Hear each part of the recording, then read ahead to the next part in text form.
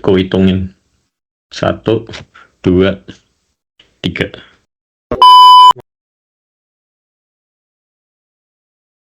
Nah, oke.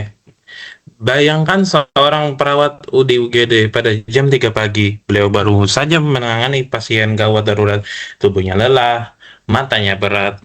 Di tangannya ada gumpalan tisu bekas darah yang di dalamnya tampak terlihat tersembunyi sebuah jarum suntik bekas pakai. Nah, karena kelelahan, beliau tidak sengaja membuang gumpalan itu ke tempat sampah medis biasa, bukan ke safety box khusus benda tajam.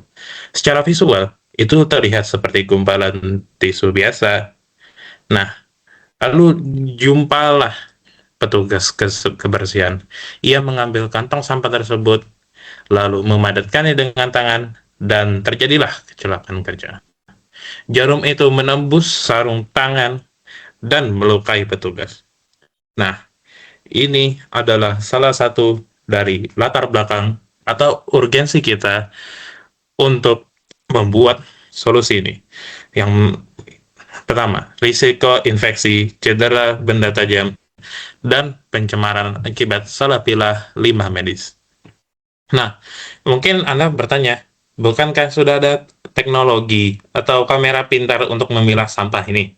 Nah, memang sudah ada. Riset sebelumnya juga menggunakan computer vision untuk melihat jenis sampah. Tapi marilah hubungkan kembali dengan cerita perawat tadi. Jika kita hanya mengandalkan kamera, kamera itu akan tertipu. Karena kamera hanya melihat gumpalan tisu putih dan berkata, ini aman, ini hanya sampah infeksius biasa. Nah, infeksius lunak. Nah, kamera itu tidak bisa melihat jarum yang ada di baliknya. Nah, inilah adalah celah yang kami temukan. Kamera juga tidak bisa melihat, hanya bisa melihat permukaan. Ia tidak bisa mendeteksi ancaman yang tersembunyi. Nah, karena kesalahan deteksi ini, taruhannya pasti keselamatan manusia. Nah, oleh itu, oleh karena itu, kami dari kelompok 1 yang beranggotakan Raffi Anandra Darmawan, Jawa Tenggara, lalu dia Maulida Pratiwi, Rapuputa Nugroho, dan Andini Khairani Suhartadi. Nah, kami akan membahas solusi kita terhadap masalah ini. Automatic Medical Waste Sorting using vision sensor aided by non-vision sensor. Nah, kami akan membuat solusi, yaitu Medisort. Medisort merupakan tempat sampah berbasis AIoT yang mengintegrasikan komputer, sensor non-vision, dan sistem melakukan untuk aman dan untuk mendukung pengelolaan limbah kesehatan yang lebih higienis dan berkelanjutan.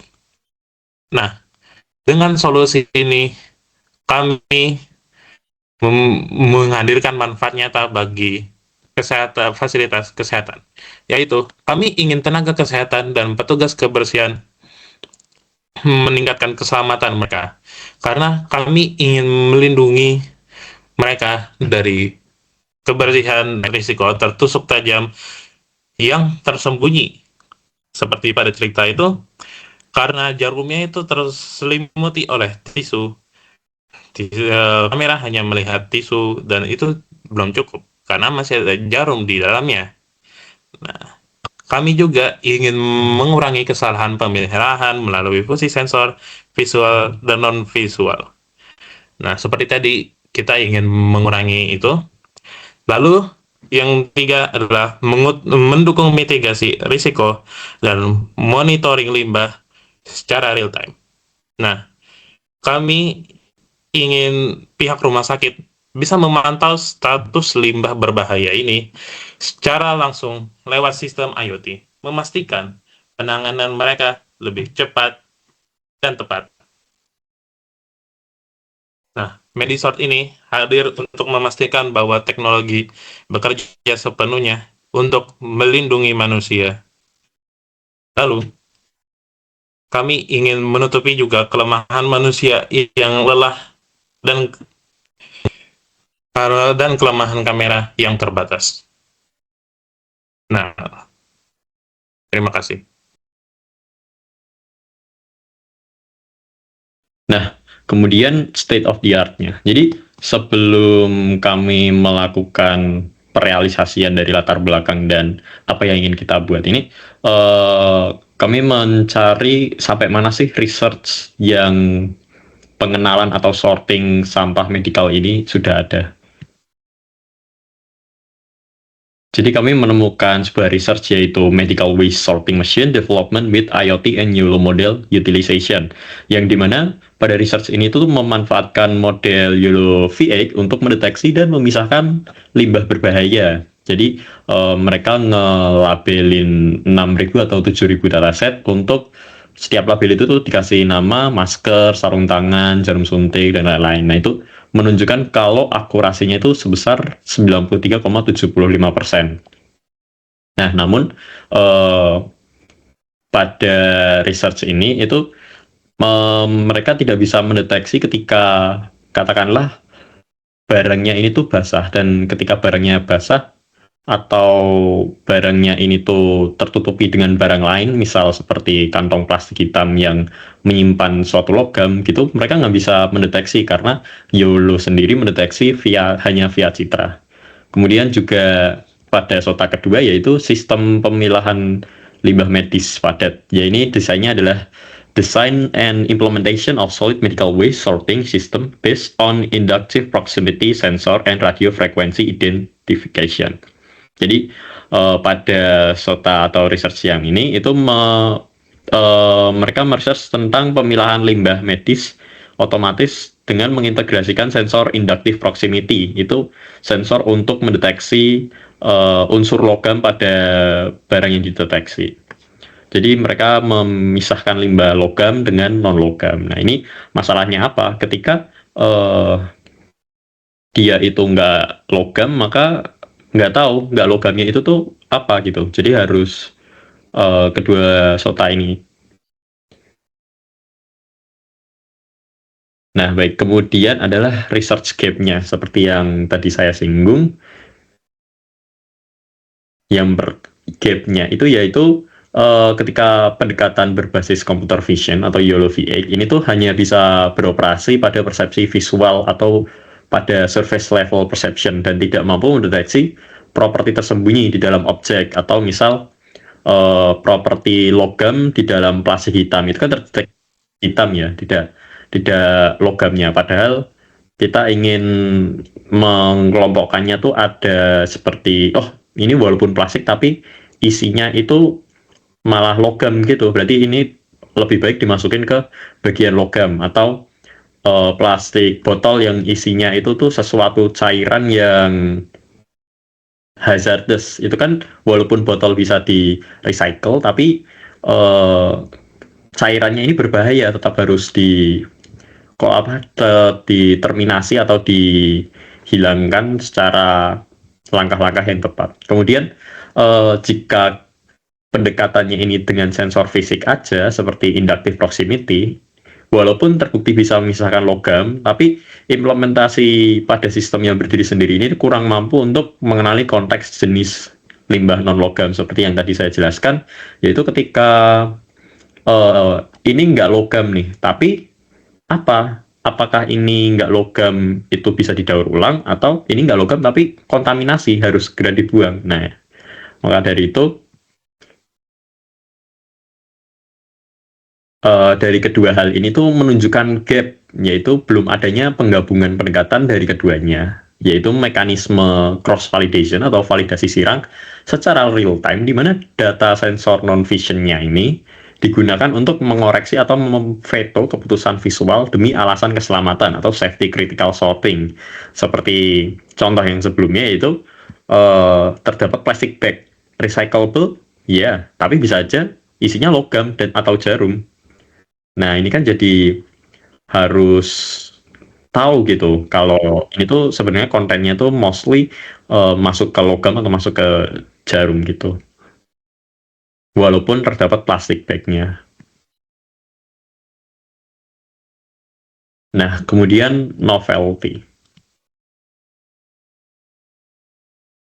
Kebaruan atau novelty utamanya ini terletak pada penggabungan mekanisme sensor vision yang menggunakan Neural V8 dan juga non-vision dengan sensor visionnya ini sebagai classifier utama dan non-visionnya ini sebagai validator atau menggunakan sistem safety veto di mana terdapat aturan fisik yang membuat klasifikasi vision menjadi invalid dan limbah masuk ke kelas yang lain. Nah, lapisan validasi berbasis aturan ini bisa mendeteksi bahaya tersembunyi atau hidden hazard yang tidak tertangkap kamera seperti tadi jarum suntik di dalam plastik atau limbah infeksius yang tercemar dan terlihat seperti limbah biasa.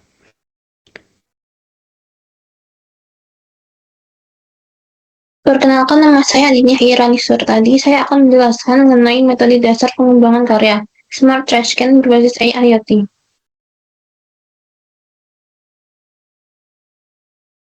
Yang pertama yaitu arsitektur umum sistem IoT Smart Trashcan. Diagram blok sistem, alur kerja sistem waste workflow, dan peran masing-masing elemen. Diagram blok sistem. Sistem IoT ini terdiri beberapa lapisan terintegrasi mulai dari pengambilan data hingga aplikasi pengguna. Secara arsitektural, sistem dibagi menjadi 4 lapisan fungsional yang saling terhubung, mulai dari raw data hingga ke aplikasi pengguna. Yang pertama yaitu lapisan persepsi atau input. Itu menggunakan kamera untuk menangkap citra visual serta sensor fisik, induktif untuk logam, kelembapan untuk limbah, basah atau infeksius, gas untuk deteksi dekomposisi organik, berat untuk mengukur massa limbah, dan jarak untuk membuka tutup otomatis. Yang kedua yaitu ada lapisan pemrosesan.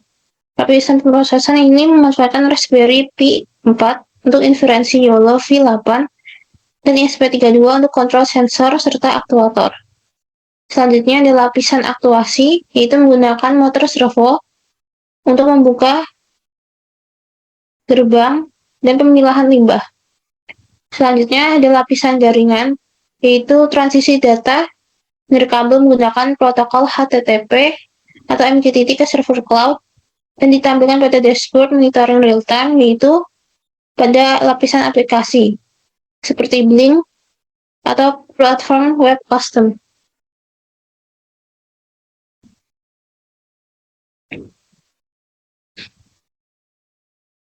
Selanjutnya yaitu alur kerja sistem waste workflow.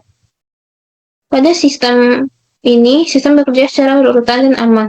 Penggunaan mendekati bin sehingga tutup terbuka otomatis, dan limbah dibaca oleh kamera dan sensor diklasifikasikan oleh AI dan divalidasi sensor non-vision. Kemudian limbah dipilah secara resmi, secara mekanis, dan seluruh data dicatat ke cloud. Secara sistematis, alur kerja sistem ini memiliki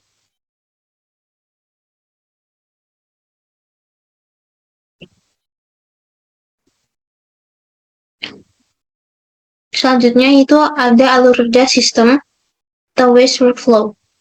Sistem bekerja secara berurutan dan aman. Pengguna mendekati bin sehingga tutup terbuka otomatis dan limbah dibaca oleh kamera dan sensor diklasifikasikan oleh AI dan divalidasi sensor non-vision. Kemudian limbah dipilah secara mekanis dan seluruh data dicatat ke cloud.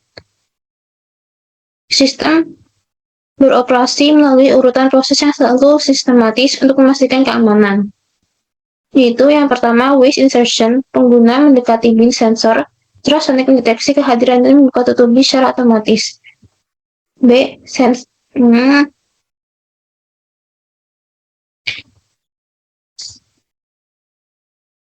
Selanjutnya, yaitu alur kerja sistem atau waste workflow. Sistem bekerja secara berurutan dan aman. Yang pertama yaitu waste insertion, pengguna mendekati bin, sensor ultrasonik mendeteksi kehadiran dan membuka tutup bin secara otomatis. Selanjutnya yaitu sensing, kamera menangkap gambar objek sementara sensor non-vision mengukur berat, kelembapan, karakteristik material, logam atau non-logam. Selanjutnya classification, data visual diproses oleh model deep learning, divalidasi oleh data sensor non-visual melalui algoritma fusi. Selanjutnya sorting, yaitu aktuator mekanik mengarahkan limbah ke kompartemen yang sesuai berdasarkan hasil klasifikasi.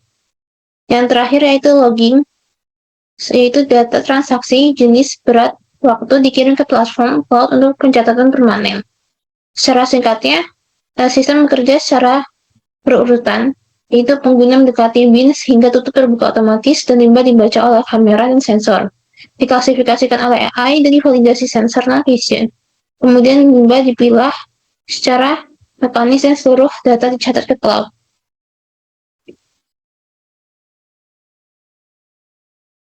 Selanjutnya ada peran masing-masing elemen. Yang pertama itu AI. AI di sini berfungsi sebagai pusat pengambilan keputusan untuk klasifikasi visual material yang kompleks. Yang kedua itu Embedded System Microcontroller ESP32 bertindak sebagai pengendali utama komponen hardware dan pengelola fluktuasi fisik. Yang ketiga, IoT menyediakan konektivitas nirkabel untuk monitoring status bin, kapasitas pengisian setiap jenis sampah, dan konektivitas, notifikasi penuh, dan manajemen logistik terpusat.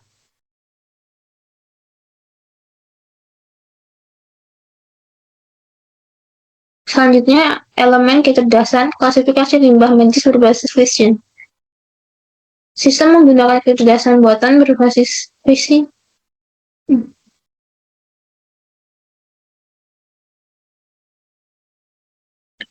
Selanjutnya, elemen kecerdasan klasifikasi limbah medis berbasis vision, yaitu kecerdasan buatan berbasis visi komputer menjadi inti dari pengambilan keputusan dalam sistem ini. Penggunaan visi akan menjadi cara klasifikasi utama sebelum divalidasi oleh sensor. Hal-hal ini mengikuti pendekatan sistem menggunakan model YOLO VR V8.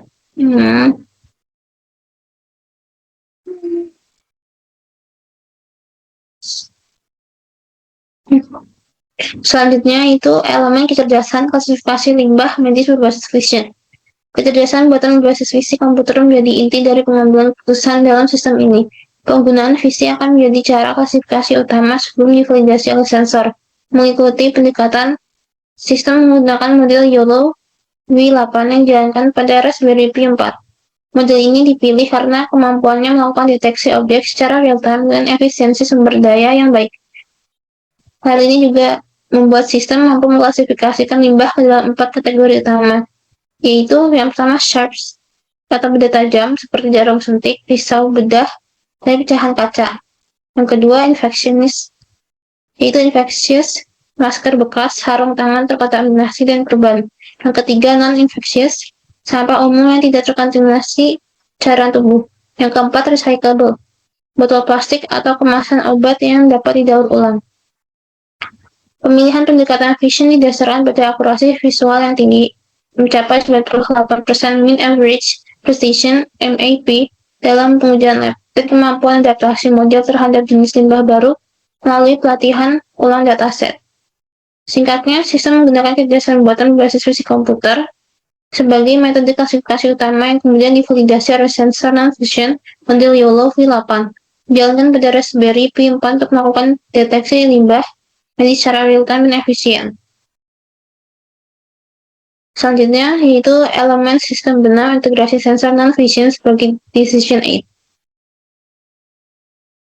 Sistem benam dengan mikrokontrol ESP32 berperan dalam mengintegrasikan berbagai sensor fisik sebagai pendukung AI. Sensor non-vision berfungsi sebagai decision aid untuk memvalidasi dan memperkuat keputusan yang diambil oleh sistem vision.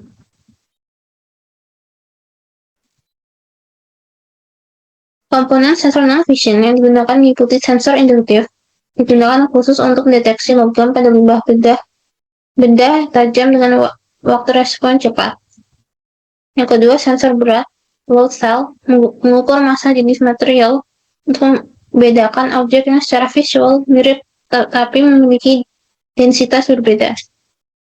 Kemudian ada sensor kelembapan atau gas, memantau kondisi lingkungan dalam bin untuk mendeteksi potensi pembusukan kebocoran kimia.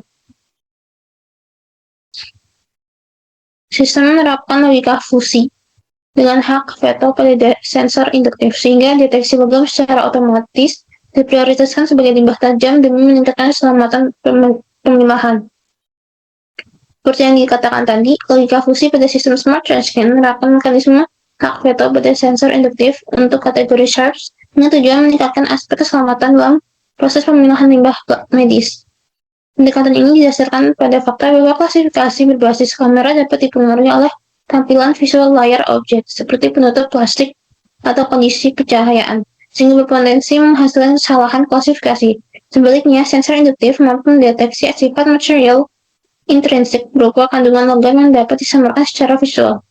Oleh karena itu, ketika sensor induktif mendeteksi keberadaan logam sistem, secara otomatis memprioritaskan klasifikasi sharp meskipun hasil dari sensor vision menunjukkan kategori lain, sehingga resiko kesalahan pemilahan limbah tajam dapat diminimalkan.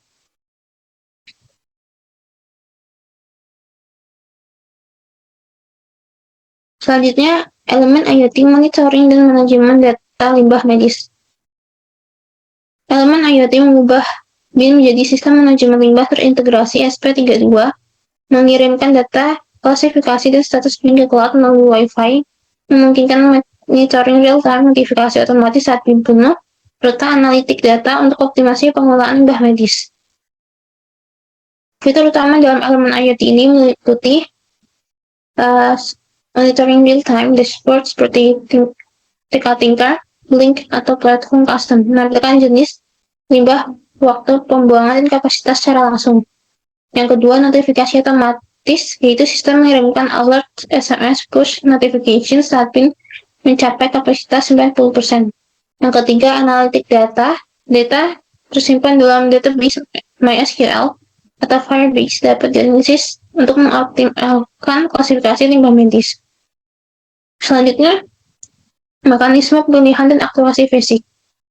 Keputusan AI dan sensor diterjemahkan menjadi aksi mekanisme melalui sistem aktuasi untuk memisahkan limbah kompartemen berkode warna. Serta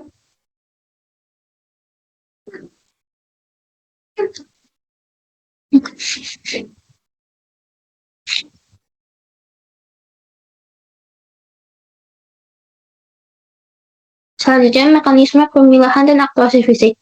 Keputusan AI dan sensor diterjemahkan menjadi aksi mekanis melalui sistem aktuasi untuk memisahkan limbah ke kompartemen berkode warna. Pemilihan dilakukan dengan servo dan flap pengarah berbasis gravitasi, dilengkapi tutup otomatis tanpa sentuhan serta penguncian khusus limbah tajam demi menjaga keamanan petugas. Dalam hal ini, keputusan yang dihasilkan oleh integrasi AI dan sensor diterjemahkan dan tindakan mekanisme unit aktuasi. Mekanisme ini memiliki komponen utama aktual fisik, yaitu motor servo, mekanisme gravitasi, dan plat pengarah, yaitu menggerakkan plat pemisah atau flap untuk mengarahkan limbah ke kantong yang tepat. Selanjutnya, tutup otomatis automatic lid menggunakan sensor ultrasonik dan servo untuk membuka tutup tanpa sentuhan atau contactless, menjaga higienitas pengguna. Selanjutnya yaitu alur pengembangan dan pengujian sistem. Pengembangan dilakukan melalui pendekatan prototype secara sistematis untuk memastikan kelayakan implementasi di lapangan. Yang pertama itu perancangan perangkat keras. Perakitan ESP32, Raspberry Pi, sensor, dan struktur mekanik bisa menggunakan material tahan korosi atau pencetakan 3D untuk casing komponen. Pengembangan model AI, yaitu pengumpulan dataset misalnya 6.760 gambar limbah medis, pelabelan data pelatihan model YOLO V8 hingga mencapai metrik performa yang diinginkan.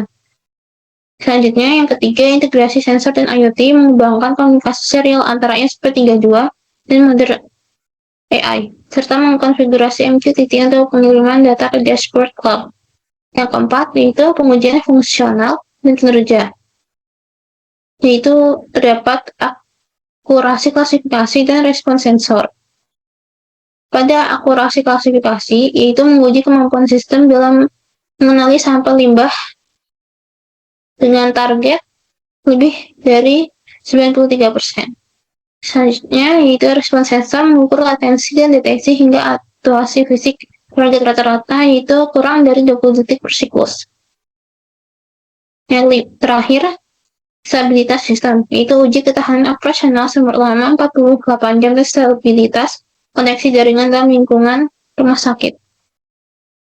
Singkatnya, pengembangan sistem dilakukan secara prototipe meliputi perancangan hardware, pelatihan model YOLO V8, integrasi sensor dan IoT, serta pengujian fungsional. Pengujian juga mencakup akurasi klasifikasi, waktu respon, dan stabilitas sistem melalui uji operasional berkelanjutan. Sebelumnya perkenalkan, nama saya Jordan Tenggara dengan 5 digit terakhir 20044. Baik, jadi di sini saya akan menjelaskan mengenai bab ketiga dari proposal kita, yaitu mengenai desain model. Nah, di sini kita akan membahas desain arsitektur perangkat keras dan topologi integrasi. Nah, di sini kita membuat sebuah smart trashcan berjudulkan Mediswap. Nah, di sini Mediswap ini dia itu mengintegrasikan dua macam sensor, yaitu sensor vision atau menggunakan kamera, dan selanjutnya adalah sensor non vision yang tidak menggunakan kamera. Nah, di sini sistem kita di sini akan dijadikan dua subsistem. Yang pertama adalah subsistem untuk persepsi visual yang tadi kita bilang menggunakan sensor kamera.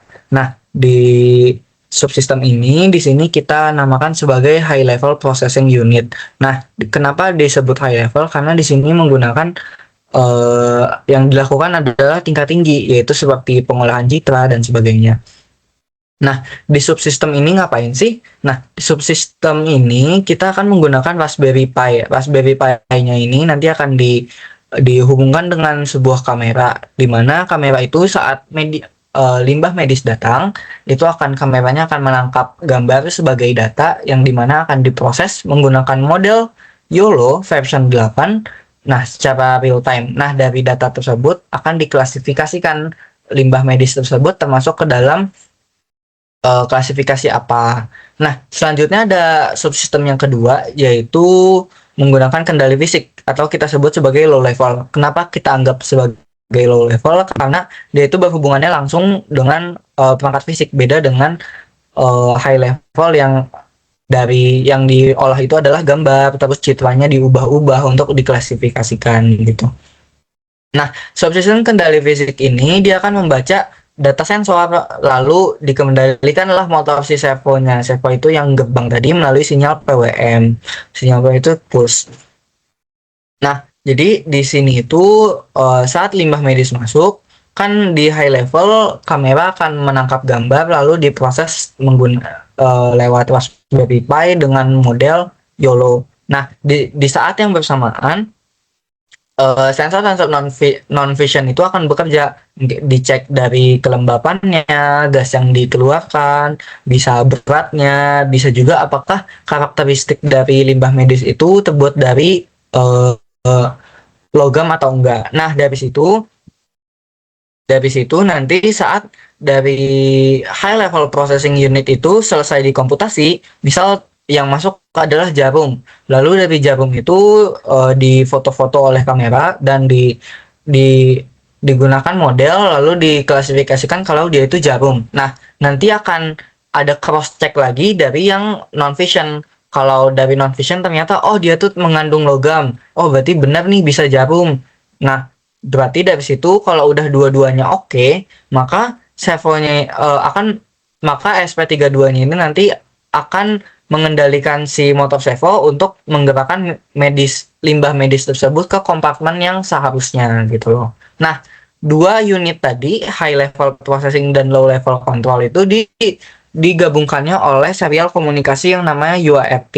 Nah, UART itu kenapa kita pakai? Karena dia itu sifatnya stabil dan latensinya rendah. Jadi mungkin di masing-masing rumah sakit atau layanan kesehatan itu mungkin sinyalnya tidak terlalu kuat. Jadi serial komunikasi ini cocok untuk kita pakai.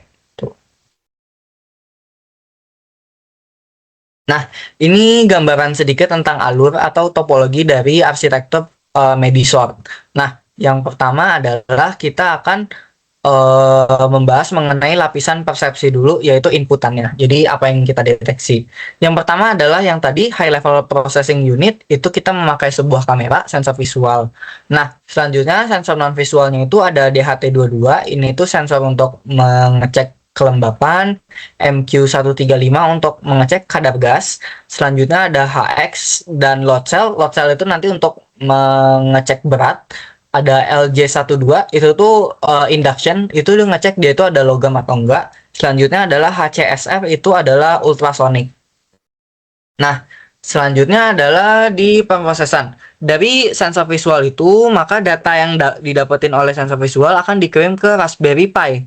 Nah, di Raspberry Pi ini, data-data mentah akan kita proses menggunakan inferensi model YOLO V8.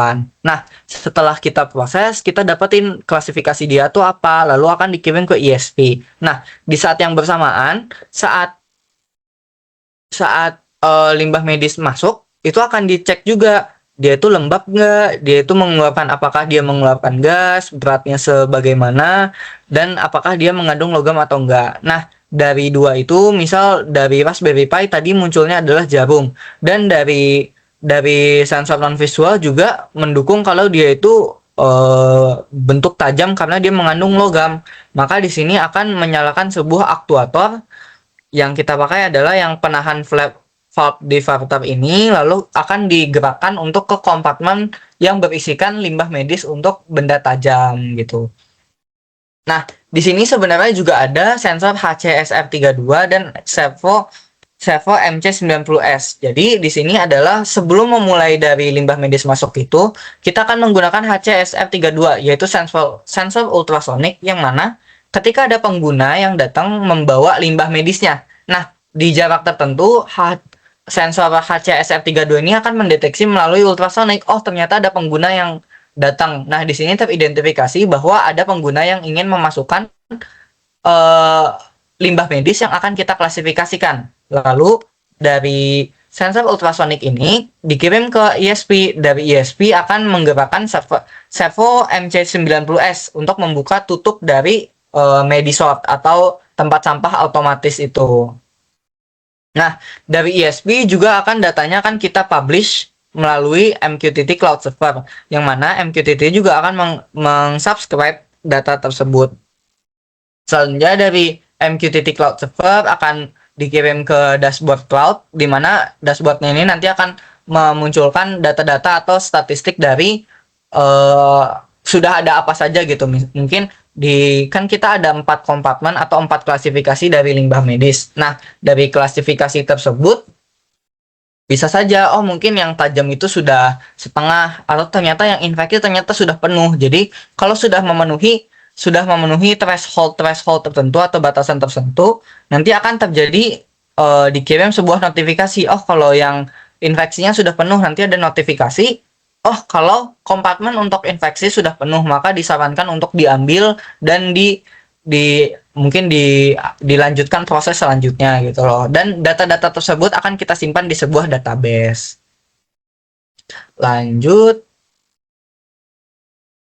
Selanjutnya kita akan membahas mengenai spesifikasi teknis dan rasionalisasi pemilihan sensor.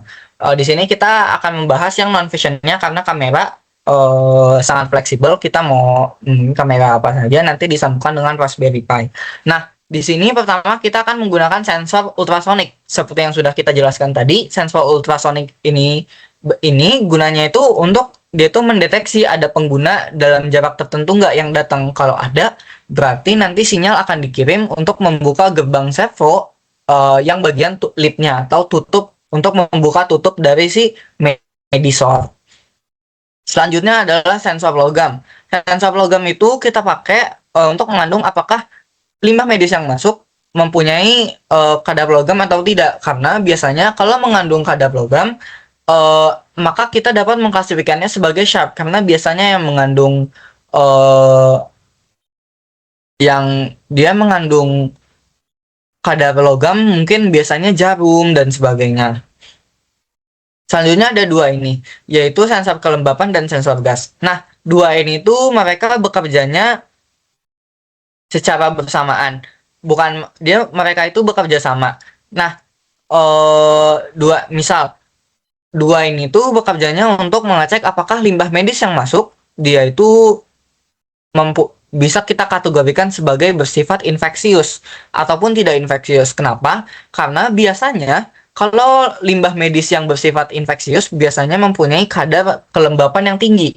Mungkin karena sudah mengalami ada pembusukan dan sebagainya. Nah, dalam proses itu biasanya limbah medis yang infeksius juga mengeluarkan gas-gas yang beracun yang akan terdeteksi mungkin sebagai gas metana dan sebagainya. Nah, dua sensor ini yang akan mengecek mungkin apakah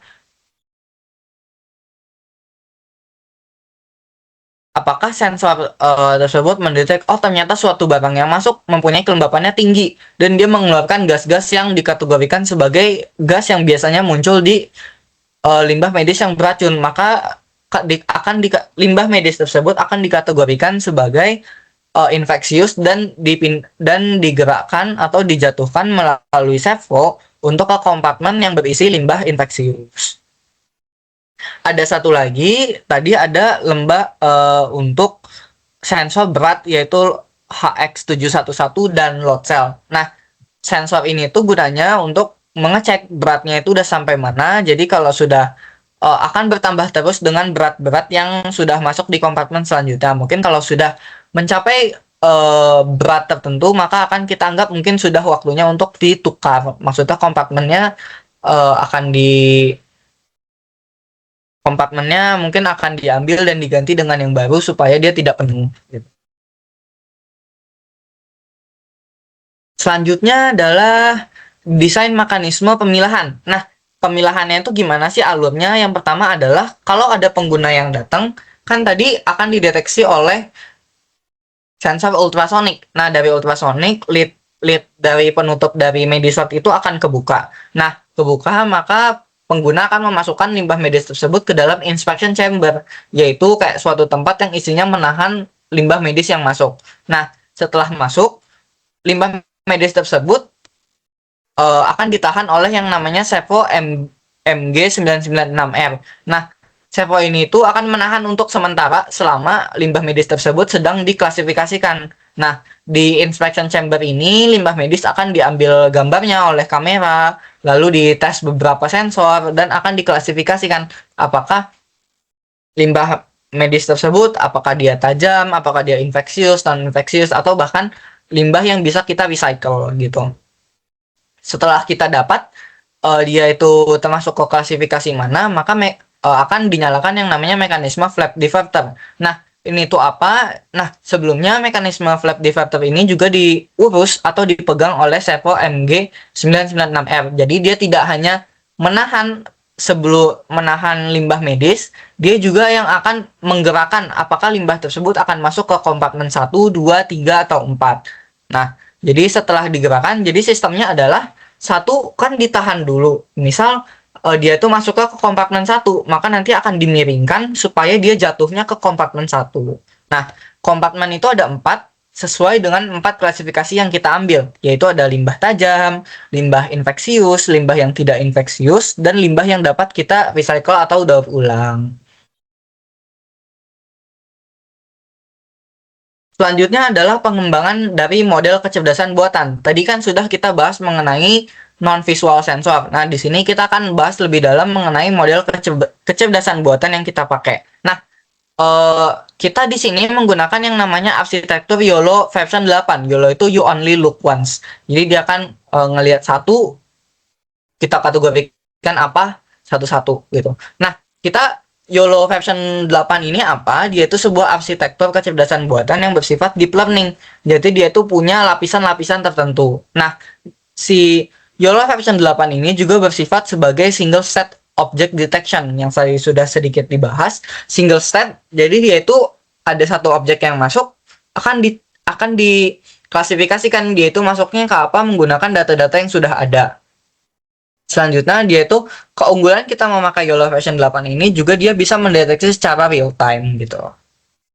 Nah, YOLO version 8 juga bersifat anchor free. Jadi dia itu optimal dan efisien. Anchor free itu apa? Jadi dia itu nggak ada reference box-nya. Jadi misal kita udah ngasih reference box-nya itu apa aja, jadi harus dibandingin ke sana. Kita enggak. Jadi kita udah ada beberapa ini kita anggap sebagai jarum. Jadi nanti saat ada limbah medis yang masuk, oh ini cocok dengan data dari jarum yang kita punya. Jadi kita anggap sebagai dia jarum gitu loh. Nah, ngomongin dataset, nah dataset itu kita ambil dari mana? Yang pertama yang paling mudah adalah kita akan ngambil dari sumber terbuka yang ada di internet. Bisa aja kita ngambil dari Kaggle atau dataset lainnya. Selanjutnya, kita juga bisa untuk mendapatkan secara mandiri. Mungkin kita bisa menghubungi beberapa layanan kesehatan di sekitar kita, mungkin puskesmas, rumah sakit, dan sebagainya untuk mengetahui alat-alat medis yang dipakai itu apa aja sih brandnya. Jadi kita bisa menggunakan data yang lebih sesuai gitu loh. Mungkin kalau kita mengambil dari sumber internet saja mungkin terlalu luas, dan mungkin data yang kita pakai mungkin memang sering dipakai, suntik yang sering dipakai, tapi mungkin di negara lain. Sedangkan di negara kita umumnya menggunakan dari brand ini. Jadi kita akan menggunakan juga secara mandiri, mengambil data-data alat medis yang dipakai di sekitar supaya kita bisa mengklasifikasikannya lebih akurat gitu. Nah, nggak sampai ngambil data aja, data-data tersebut akan kita coba untuk kita manipulasi. Mungkin data tersebut akan kita lebih cerahkan, akan kita lebih gelapkan, atau kita kasih efek-efek mosaik supaya data-datanya itu punya variasi. Jadi kalau misal ada saat memasukkan limbah, tapi mungkin kondisi medis saat itu lagi di tempat yang lebih buram atau lebih bercahaya. Jadi bisa aja kalau cuma satu bentuk doang gambarnya, bisa aja kalau dia lagi gelap dan gak begitu kelihatan, dan klasifikasinya gagal. Jadi kalau kita udah kasih beberapa variasi, kita bisa meningkatkan akurasi pengklasifikasian yang kita. Selanjutnya adalah ada optimasi hyperparameter. Nah, modelnya itu kita akan lakukan dengan metode one factor at the time. Jadi kita akan melakukan satu sampai selesai, baru dilanjutkan dengan yang lain. Jadi one factor at the time ini kan dalam menggunakan parameter itu kan ada konfigurasi yang paling bagusnya atau yang paling optimal. Jadi one factor at the time bekerja kalau kita kan dari berbagai faktor atau parameter, satu akan kita ubah-ubah. Misal hanya satu parameter yang kita ubah dan kita lihat hasilnya seperti apa. Oh, ternyata belum sesuai yang kita inginkan, maka kita ubah lagi satu sampai menemukan konfigurasi yang menurut kita adalah paling optimal dalam mengklasifikasikan limbah medis. Sudah selesai. Sekian mengenai penjelasan mengenai bab 3, yaitu desain. Selanjutnya adalah analisis fungsional yang akan dilanjutkan oleh rekan saya. Baik, saya akan melanjutkan pembahasan terkait analisis fungsional dan cara kerja serta kinerja performance.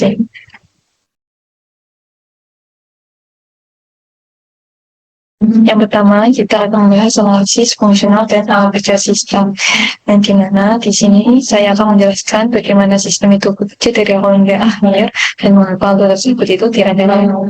Jadi yang pertama itu diawali dengan deteksi kehadiran, yang dimana ketika pengguna itu mendekat kurang dari 30 cm, sensor ultrasonik itu langsung mendeteksi keberadaan tangan atau tubuh pengguna. Jadi itu sinyal ini memicu ESP32 untuk membuka tutup tempat sampah secara otomatis. Jadi tujuannya sederhana tetapi penting, yaitu menghindari kontak langsung sehingga risiko infeksi itu dapat ditekan. Lalu yang kedua itu ada pembacaan data sensor, yang dimana sistem itu langsung melakukan pembacaan sensor secara bersamaan karena kamera mengambil gambar limbah sementara sensor berat untuk membaca massa limbah tersebut. Lalu ada waktu yang bersamaan sensor kelembapan, sensor gas, dan sensor induktif logam juga aktif. Jadi artinya sistem itu tidak hanya melihat limbahnya saja, tetapi juga merasakan sifat fisiknya. Lalu yang ketiga itu ada pemrosesan paralel, yang dimana kita Raspberry Pi itu bertugas menjalankan model AI YOLO-nya, lalu untuk mengklasifikasi limbah secara visual juga. Lalu sementara itu yang kedua ESP32 memproses data dari seluruh sensor fisik. Dengan cara ini itu sistemnya lebih cepat dan efisien karena tidak menunggu suatu proses selesai terlebih. Lalu yang keempat ada hasil dari AI. divalidasi melalui mekanisme sensor passion. Jadi data visual dari YOLO ini dikirim ke ISP32 dan dibandingkan dengan data fisik menggunakan aturan tertentu. Jadi tahap ini penting untuk mencegah kesalahan klasifikasi yang berbahaya. Lalu yang kelima, setiap keputusan yang diperoleh, jadi sistem itu melakukan aktuasi. Jadi motor servo mengarahkan limbah ke kompartemen yang sesuai dengan jenisnya, misalnya limbah tajam atau limbah infeksius. Lalu yang terakhir itu ada pencatatan untuk pelaporan IoT. Jadi data transaksi pemilahan itu dikirim ke sistem cloud melalui IoT, sehingga setiap aktivitas itu dapat dipantau. Lalu selanjutnya masuk ke analisis kinerja sistem, yang dimana kita melihat seberapa baik sistem ini bekerja dari sisi komunikasi dan datanya. Yang pertama, kita lihat dari sisi komunikasi dahulu. Jadi kita menggunakan protokol MQTT. MQTT dipilih karena sangat ringan dan efisien. Data yang dikirim hanya berupa informasi penduduk juga, seperti status tempat sampah dan waktu kejadian. Ini sangat cocok untuk lingkungan rumah sakit yang jaringan internetnya itu tidak selalu stabil, jadi tetap membutuhkan data real time. Lalu yang kedua, sistem memiliki manajemen status bin otomatis. Dengan bantuan sensor ultrasonik dan perhitungan berat kumulatif, sistem itu dapat mengetahui kapan tempat sampah itu penuh. Lalu ketika kondisi pinhole-nya penuh, pinhole tercapai, jadi notifikasi langsung dikirim ke dashboard tanpa perlu pengecekan manual. Lalu yang ketiga itu dari sisi integritas datanya. Kita lihat di sistem secara otomatis mencatat jenis dan volume limbah per unit atau ruangan. Jadi itu data ini sangat penting karena dapat digunakan sebagai bahan audit atau pelaporan resmi ke dinas lingkungan. Jadi dengan pencatatan otomatis ini, risiko manipulasi data limbah medis itu dapat diminimalkan.